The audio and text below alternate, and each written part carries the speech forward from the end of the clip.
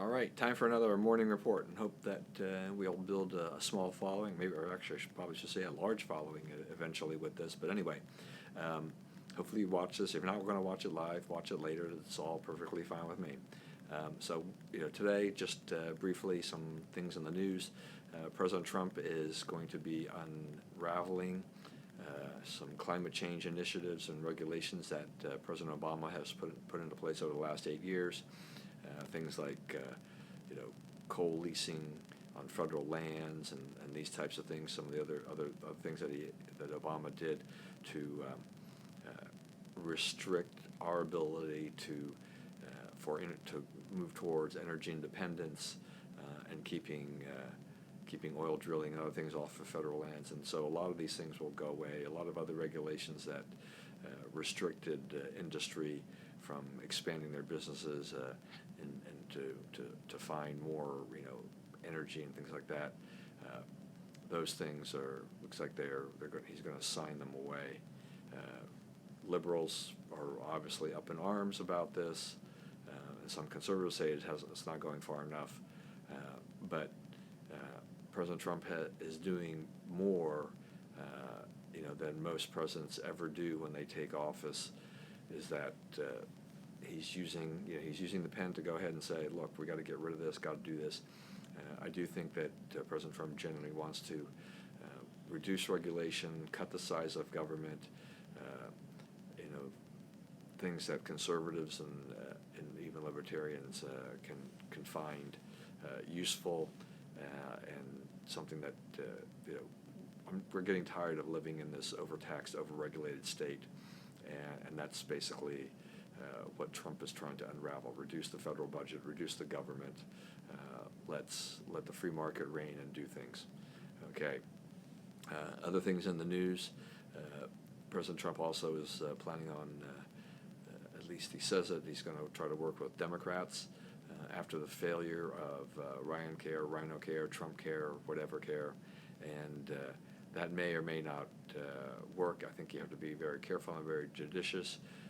Democrats are very sly and sneaky, and I think they'll use this as a chance to try to co-opt the president to their agenda where they can. But Trump needs to stick to his guns and say, this is the policy, these are the policies and promises that I made, I want, and these are the policies and promises we're going to keep and we're going to implement. So he has a lot riding on this, and he shouldn't give in. The Democrats shouldn't see this as a wedge, as an opening.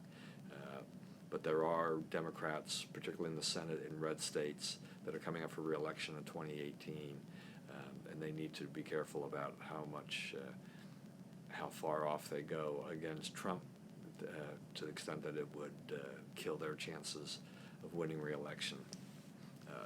And Trump, I think, in general, still remains fairly popular among the base. There's grumbling, and there's always going to be grumbling. I mean, there was grumbling from conservatives about Bush, and grumbling from liberals about Obama. So that's always kind of a natural part of that. But Trump has built a very different kind of base than Clinton had built and Obama had built. And this group, in order to keep it together, he needs to keep his promises and at least act on those promises and say, we're working on this, we're going to do this right now. Sean Hannity still calling out Ted Koppel. I think there's a trending hashtag to kind of free the Hannity tapes or whatever, something to that effect. So Sean is looking for more of a full disclosure about this is what this is how the interview went, and this is what it is. You can see for yourself the transcript. And for some reason, he's still burned up about being called bad for America. And part of the problem with Fox News and with Hannity is that if you go too far in one direction, you've set yourself up for criticism. Hannity has made a comment that he's for advocacy journalism, and that takes us down a slippery slope in terms of that. So, we want the news media to be accountable, to be fair and accurate.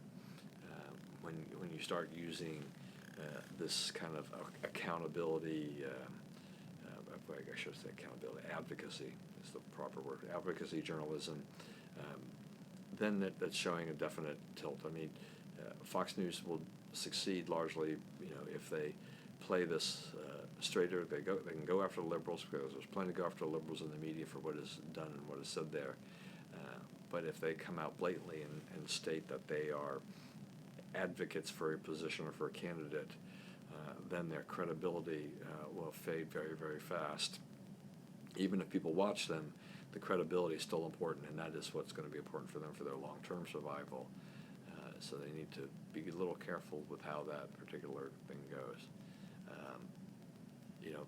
Judge Gorsuch, the Senate is hoping to get a vote next week before they head off for recess. That may or may not happen, particularly since the Democrats are stalling. They've already postponed the initial vote for Judge Gorsuch, and they're threatening a filibuster because they still think that Merrick Garland deserves to be on the court, and they're steamed up about the Republicans not allowing that nomination to go through last year.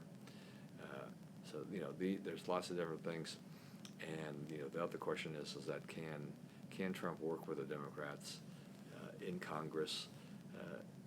But again, if he concentrates on those red staters that are for re-election, not saying that there'll be any party switchers, but if it goes well and goes as probably should be planned, should see a little more cooperation, and then hopefully Judge Gorsuch will actually get to the nomination process, to the point where the Senate can vote on it after the other some of the recalcitrant Democrats go along with the initial vote.